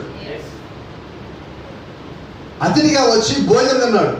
అయిపోయింది. ఇంటికి వెళ్ళేటప్పుడు ఎస్తేరు ఇంకో మాట అన్నది, రాజా నీకు అనుమతి అయితే ఇంకొక కోరిక ఉన్నది, రాణి కావాలని చెప్పి నీకు అర్ధరాజ్యం ఇచ్చేస్తా. ఆమెకు అర్ధరాజ్యం ఎందుకు, పూర్తి రాజ్యం కావాలి ఆమెకి. ఇప్పుడు ఆమె అంటది, అయ్యా నాకేమీ కోరిక లేదు కానీ ఇంకొక కోరిక మిగిలిపోయింది, ఇంకొకసారి రేపు సాయంత్రం కూడా ఎందుకు రండి, రాజా నీకు ఇష్టమైతే ఈ హామాను కూడా తీసుకుంటాం. ఇక హామాన్ ఇంటికి వెళ్తే తెలవాడు తెలుసా, ఇక ఈ రాజ్యం మొత్తం నాదే. ఇక అసలు రాణి గారు అయితే నేను ఏం చెప్తే ఇంక అదే అన్నట్టు. అసలు సంగతి తెలియచల్లా. వధువుతో బీ కేర్ఫుల్, వాక్యం కలిగిన వాళ్ళతో బీ కేర్ఫుల్, దేవుడు ఎవరి పక్షం ఉన్నారో వారితో బీ కేర్ఫుల్, దేవుడు హస్తం వారి మీద ఉందా బీ కేర్ఫుల్, మనం వారి జోలికి పోవద్దండి. ఇప్పుడు ఆయన చూడండి, రాజా హమాన్ అనుకుంటున్నాడు ఇక గ్యారంటీ రేపు మొదటి సంగతి తేల్చేస్తా. అయిపోయింది. 2 రోజులు ఎందుకు వచ్చింది, భోజనం అంతా అయిపోయింది, ఇక వాళ్ళు వెళ్ళిపోతున్నారు. ఇక కాసేపటి వాళ్ళు వెళ్ళిపోతారు. అయ్యా హ్యాపీనా? హ్యాపీ.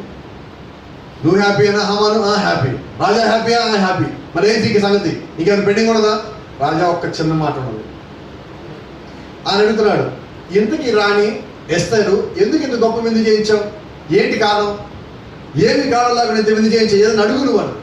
రాజా నాకు ఒకే ఒక కోరిక ఉండేది, నేను చనిపోయే ముందు నీకు మంచిగా భోజనం పెట్టాలన్నాను.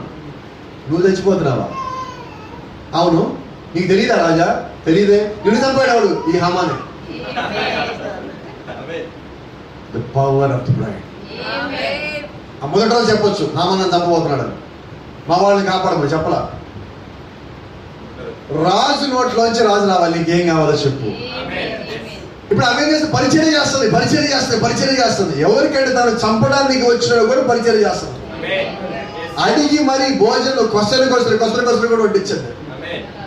లాస్ట్కి ఏమని తెలుసా, అసలు నేను చంపాలనుకున్నాడు ఎవడో చెప్పు, వాడి తల ఇప్పుడే తీసేస్తానండి, ఎవడో కాదు రాజు పోయిడే, నువ్వు తెచ్చినోడే, ఇదిగో వాడి నేను కావాలంటే పత్రం కూడా చూడు.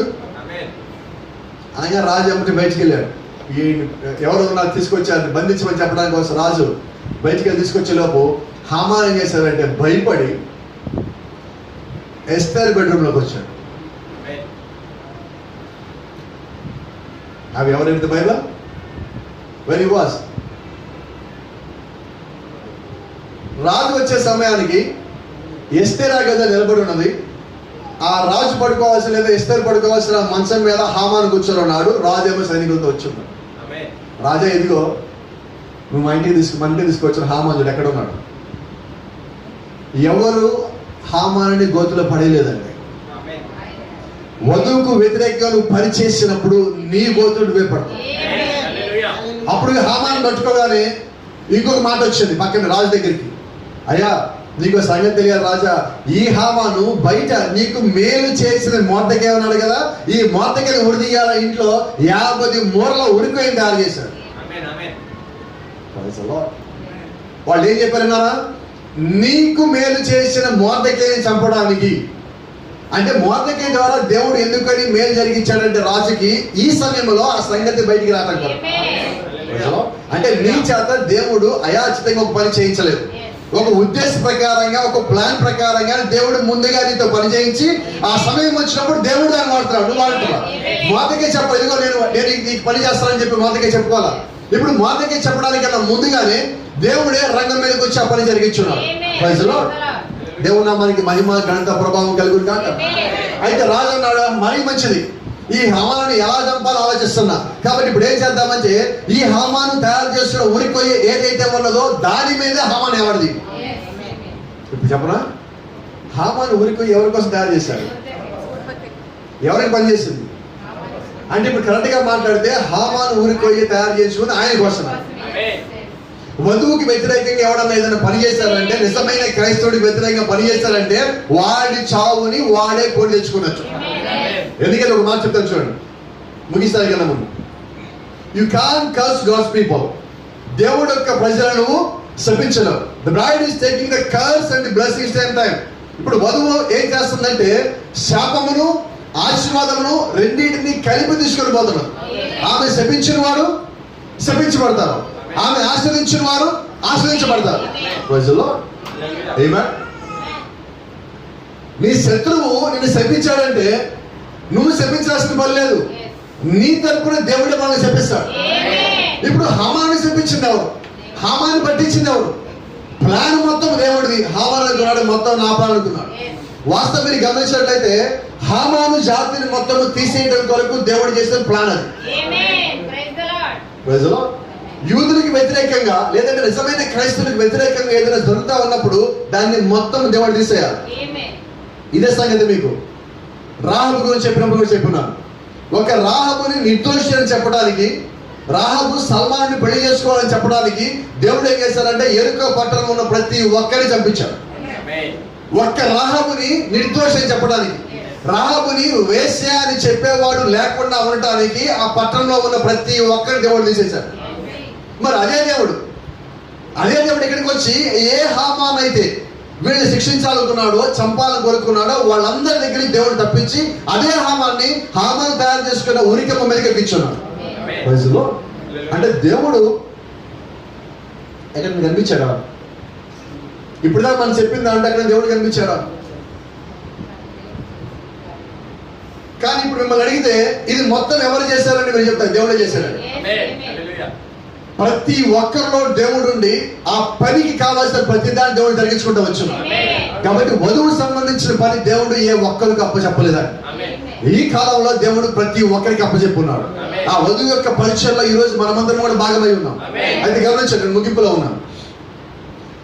హామాన్ని పిలిచినప్పుడు లేదంటే రాజు ఆ దండము చూపించినప్పుడు ఎస్తేర్ అక్కడికి వెళ్ళి ఇదిగో రాజా హామాన్ ఇలా చేశాడు నా గురించి అని చెప్పచ్చు, చెప్పలా. మొదటి రోజు భోజనం పిలిచినప్పుడు భోజనంలో ఏదైనా కలిపి హామానికి పెట్టచ్చు, పెట్టిందా? పెట్టలా. కోపంగా పెట్టిందా? లేదా. దీనముగా ప్రేమగానే పెట్టింది. ఇద్దరికి ఒకే రకంగా భోజనం పెట్టిందా? గమనించండి.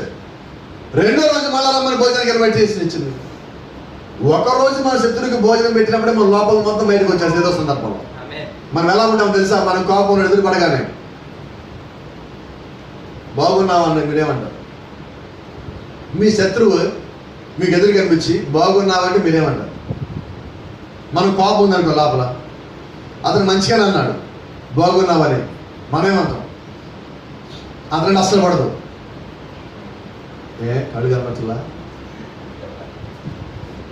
అంటే వాళ్ళు ఏదన్నా నేను వాళ్ళంటానికి వ్యతిరేకంగా అన్నా రెడీ అయిపోయింది మైండ్ ముందు. అది వద్దు, తీసేది ఫస్ట్. ఇది ఎప్పుడైతే ఈ దగ్గర నుంచి బయటికి వెళ్ళిపోయాడో ఎదుటోడు నిజంగానే అంటున్నాడా లేదంటే నిన్ను ఎగతాళి చేయడం కోసం అంటున్నాడా అన్నది దేవుడు వధువుకి బయలుపరుస్తాడు. రైట్. కాబట్టి ఇప్పుడు ఏ స్థితిలో ఉన్నావంటే నువ్వు అన్నిటిని ఎరిగి వివేచించి ప్రవర్తించాల్సిన సమయంలో ఉన్నావు. అపోస్తలుడు పౌలు చెప్పినట్టుగా ఆయన మనందరినీ ఒక్కడే పురుషుడికి ప్రధానము చేసింది. Now we are espoused to Jesus Christ. మనం యేసుక్రీస్తుకి ప్రధానము చేయబడ్డాం. అది జరిగిపోయింది. ప్రధానము చేయబడిన తర్వాత ఇప్పుడు ఏంటంటే దానికి అర్థము భార్యతో సమానం. సో ఇప్పుడు మనము ప్రధానము చేయబడిన వధువు అండి. ప్రధానము చేయబడటానికన్నా ముందు వధువు వేరు, ప్రధానము చేయబడిన తర్వాత వధువు వేరు. ప్రధానము చేయబడటం అంటే ప్రవక్త అంటాడు, లేదంటే మన హిందూ దేశంలో ఉన్నాం కాబట్టి ఇక్కడ ఏమంటారంటే ప్రధానం అంటే సగం పెళ్లి అయిపోయింది అంటారు. అయితే ప్రవక్త అంటాడు సగం పెళ్లి కాదు పూర్తిగా అయిపోయింది అన్న. వెడ్డింగ్ సెరమనీ అనే వర్తమానంలో ఇప్పుడు తర్జుమా జరుగుతూ ఉంటుంది. ఆ వర్తమానంలో ప్రవక్త అంటున్నాడు ఎప్పుడైతే వాళ్ళు ప్రధానం చేయడానికి ఇష్టపడ్డారో అప్పుడే వాళ్ళు భార్య భర్త అయిపోయారు. అయితే ఇక్కడ ఈ భూమి మీద ఉన్నాం కాబట్టి ఇక్కడ చట్టము వాళ్ళని భార్య భర్తలు అంగీకరించదు. అయితే దేవుడి దృష్టి వాళ్ళు భార్య భర్తలు అయిపోయారన్న. వారికి ఇంకా వివాహం కాలేదు, పెళ్లి ప్రమాణాలు చేయలేదు, ఉంగరాలు మార్చుకోలేదు, ఒకే ఇంట్లో జీవించడం లేదు. అయినప్పటికీ ప్రధానము చేయబడిన తర్వాత వాళ్ళు భార్య భర్తలు అయిపోయారు. ఇంకో మాటలో మాట్లాడితే ప్రధానము చేయబడిన తర్వాత ఆ పెళ్లి కానీ క్యాన్సిల్ అయిందంటే వీళ్ళు ఇంకో పెళ్లి చేసుకున్నా, వాళ్ళు ఇంకో పెళ్లి చేసుకున్నా, రెండో పెళ్ళి. ఏం చేద్దాం? సో ప్రధానం అన్నది ఎంత ప్రాముఖ్యం అంటే వివాహం ఎంత ప్రాముఖ్యం అంత ప్రాముఖ్యం అండి. మరి ఈ రోజు మనం ఏమై ఉన్నాము? ప్రధానం చేయబడ్డాము. అంటే ఇప్పుడు మనం ఏ స్థితిలో ఉన్నాము? వధువు స్థితి కాదండి. అందుకని మీరు చెప్తున్నా భార్య స్థితిలో మనం ఉన్నాం. భార్య యొక్క స్థానంలో మనం వచ్చి ఉన్నాం. ప్రాఫిట్ చెప్పిన మాదిరిగా, అపోస్తలుడైన పౌలు చెప్పిన మాదిరిగా ఈ రోజు మనము యేసుక్రీస్తు యొక్క భార్య స్థానంలో ఉన్నాం. అంటే అహష్వేరోషు రాజుకి ఎస్తేరు ఏ స్థానంలో అయితే ఉండి ఉన్నదో, పరిచర్య చేస్తా ఉన్నదో, ఈ రోజు మనం ఆ స్థానంలో మనం ఉన్నాం. అదే మనం గ్రహించాలి, అలాగే జీవించాలి. ఇప్పుడు రాణి అయి ఉన్నాను కదా, నేను అధికారం కలిగి ఉన్నాను కదా, నేను నా ఇష్టం వచ్చినట్టుగా ఉంటాను, నేను ఏదన్నా అనుకుంటే అది చేయగలనే స్థితిలో లేదండి. ప్రతిదానికి రాజుకు లోపడతానే ఉన్నది. రాజు అడగకుండా ఏ పని చేయాల. ఈ రోజు నువ్వు వధువై ఉండొచ్చు, క్రీస్తు యొక్క భార్యవై ఉండొచ్చు. అయితే వాక్యానికి లోబడి మాత్రమే నీ యొక్క జీవితము, నా యొక్క జీవితం ఉండాలి. దాన్ని దాటి మనం జీవించకూడదు. మనకు ఒక బౌండరీ ఉన్నది. ఆ బౌండరీ పేరు ప్రభువైన యేసుక్రీస్తు.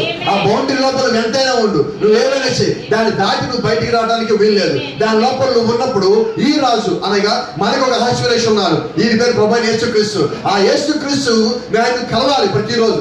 ఎస్తేరు ఎలాగైతే ఆయన కలిసి ప్రతిసారి ఆయన ఒక ఆజ్ఞ తీసుకొని పరిచయం చేస్తా ఉన్నదో, ఈ రోజు నిజంగా నువ్వు ఏ పని చేయాలన్నా, ఏ పరిచయం చేయాలన్నా, ఏ రకంగా నువ్వు జీవించాలన్నా ప్రభువైన యేసుక్రీస్తు అనే వాక్యాన్ని ముందు పెట్టుకొని నువ్వు దాని ప్రకారంగా జీవించవలసి ఉన్నది.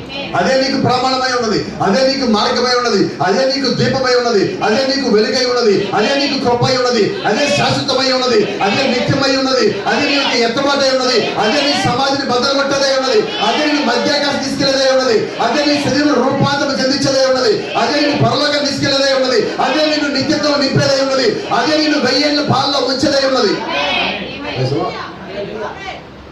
వధువుకి ఆ స్థానం తెలియాలండి. ఆ స్థానంలో నిలబడాలి. నువ్వు ఎప్పుడైతే నీ యొక్క స్థానం తెలుసుకొని ఆ స్థానం నిలబడి ఉన్నావో నిన్ను ఎవడు కనపడు. అక్కడ మూల వేయబడిన తర్వాత ఇంకా కదలదు. వధువు ఆ స్థానంలోకి వచ్చాక నాకు కదలదు. ప్రజలో దేవుని నామానికి మహిమ కలుగును కాదు. ఈరోజు వధువు స్థానము తెలుసుకుందంటే ఆమె యొక్క శక్తి కూడా ఆమె తెలుసుకుంటుంది. శక్తి ఎప్పుడంటే అప్పుడు వాడద్దండి. మనం కొన్నిసార్లు ఏం చేస్తామంటే నాకు తెలుసు కదా అని మాట్లాడతాం. తెలుసు అని మాట్లాడతాం. నేను మాట్లాడచ్చు కదా అని మాట్లాడతాం. అప్పుడు కూడా మాట్లాడతాం. నీ అవసరం ఉంటే అప్పుడు మాట్లాడతాను. నిజంగా నా అవసరం ఉన్నదా అప్పుడు మాట్లాడు. ఇప్పుడు ఎస్తేరు మాట్లాడాల్సిన అవసరం ఉన్నదా? ఆమె నోరు తెరవాల్సిన అవసరం ఉన్నది. అప్పటికి 3 రోజులు ఉపవాసం ఉన్నది. 2 రోజులు ఎందుకు పిలిచింది? కరెక్ట్గా మాట్లాడితే 5వ రోజు జరిగింది. ఇది మొత్తం ఎన్నో రోజు అండి? 3 రోజులు ఉపవాసములు, 4వ రోజు మొదటి విందు, 5వ రోజు రెండవ విందు. కరెక్ట్గా మాట్లాడితే ఎట్లయితే థ్యాంక్ యూ లార్డ్. 5 రోజులు హామానికి దేవుడు ఇచ్చిన కృప. ఈ కృపని హామాను పట్టుకోవాలా. యూదాకు దేవుడు 5 అవకాశాలు ఇచ్చాడు, పట్టుకోవాలా. పిలాతుకి 10 అవకాశాలు ఇచ్చాడు, పిలాతు పట్టుకోవాలా. 1 గంటలో పిలాతుకి ఇచ్చిన అవకాశాలు మొత్తం వాడేసుకున్నాడు. 1 అరగంటలో యూదాకి యేసుక్రీస్తు అవకాశాలు మొత్తం వాడేసుకున్నాడు. హామానికి దేవుడు 5 రోజులు ఇచ్చాడు. ఈ కాల ప్రవక్త అంటాడు, నాబాల్ని దావీదు శపించిన తర్వాత ఆ కత్తి లోపల పెట్టి యెహోవాని చూసుకున్నాను. అంతకన్నా ముందు నాబాలు చంపుదాన్ని బయలుదేరగానే, అబిగేలు వచ్చి మీద పడగానే, ఆమె కాళ్ళ మీద పడగానే వదిలేశాను. అయితే దేవుడు ఆ పని చూసుకున్నాడు. తర్వాత 10 రోజులు నాబాలు బతి చనిపోయాడు. ప్రవక్త అంటాడు, ఆ 10 రోజులు దేవుడు నాబాలుకి ఇచ్చిన కృప. ఎందుకలా 10 రోజులు ఇచ్చాడంటే నువ్వు మారుమని చెప్పటం. అప్పుడు నాబాలు అనుకున్నాడు, నేను బాగానే ఉన్నా కదా, ఏం కాలేగా, ఇదేంటిది 10 రోజులు ఏమనుకున్నాడు తెలుసా? మొదటి రోజు బాగానే ఉన్నాను కదా, చెప్పించాడు కదా దావీదు, నాకేం కాలేగా, లేదా ఏమైనా అవ్వాలి కదా. హామాన్ కూడా అలాగే అనుకున్నాడు, యూదా కూడా అలాగే అనుకున్నాడు, బిలామా అలాగే అనుకున్నాడు. అయితే గమనించండి, ఈరోజు చాలా మంది ఏమనుకుంటున్నారంటే శరీరానికి ఏదైనా అయితేనే మనం తప్పులో ఉన్నాం అనుకుంటున్నారు. మనం అంతా బాగానే ఉంటామండి చూడటానికి, లోపల మనం పాడవుతున్నాం. మనం చెప్పారు జానవరి శ్రీనివాస్ గారు, బయటికి గాడి మీసాలు ఇస్తే లోపల లేండి అన్నాడు. గుర్తున్నదా? రోషాలు, పౌరుషాలు, అశ్లీలు జలసులు మొత్తం లోపల ఉండదు, బయటికి మొత్తం బాగానే ఉంటాం, మంచి బొమ్మలా ఉంటాం, బయటికి మనం చూస్తే లోపల పాడైపోయాడు. అందుకని వేసుకొస్తారు చూడు, సున్నా కొట్టినా సమాధులు ఎలా ఉంటాయి, తాళ్ళతో లాపండి కొట్టారు. ఇప్పుడు ఈ మంత్ అనుకుంటారు, నెక్స్ట్ మంత్ అలికి వస్తారు వెళ్ళి సమాధులు. నేను మాట్లాడాను, సమాధులు అలికే వాళ్ళని, సమాధులు కట్టే వాళ్ళని బయటికి పిలిచేవాడు, ఒకసారి కౌగులించుకోండి. కౌలించుకుంటారా? వాళ్ళంటే నీకు ఇష్టమేనా? లోపలికి వెళ్ళి ఇష్టమేగా మనగా, వాళ్ళని ప్రేమగా, ఒకసారి బయటికి తీయండి, కౌగులించుకోండి వాళ్ళని. బ్రెజిల్లో చనిపోయిన వాళ్ళని పైకి లేపి ఆ పురి మొత్తాన్ని తుడిచి, శుభ్రంగా అస్థిపోయిన మొత్తం తుడిచి, వాళ్ళకి కొత్త బట్టలు తొలగించి మళ్ళీ ఆ పెట్టిన బాక్స్లో పెట్టి వాళ్ళు లోపల పెడతారు. ఇప్పుడు చూసారు మీరు? నువ్వు వాళ్ళు జీవించుండగా ఒక కర్చీఫ్ ఇచ్చినా బాగుండేది. వాళ్ళు బతికుండగా ఒక కర్చీఫ్ ఇవ్వలేదు, ఇప్పుడు వాళ్ళు కొత్త బట్టలు తొలగిస్తారు. వాళ్ళు ఏం చేసుకుంటామని అస్థిపోయిన కొత్త బట్టలు తొలగిస్తారండి. మీ పేపర్లో పడతాడు చూడు, నెక్స్ట్ మంత్లో. ఇది కాదండి కావాల్సింది, జీవించి ఉండగా నువ్వు చేయాలి. ఈ రోజు వధువులో భాగమై ఉండగానే దేవుడి కొరకు నువ్వేం చేయాలో అది చేసేసి ఆ పని మనం చేయవలసి ఉన్నది. అంతేగాని దాంట్లో లేనిది మనం చేసి లేనిపోతే మనమే తెచ్చుకోవాలి. God bless you. దేవుడు మనందరూ దీవించును గాక. మనమందరం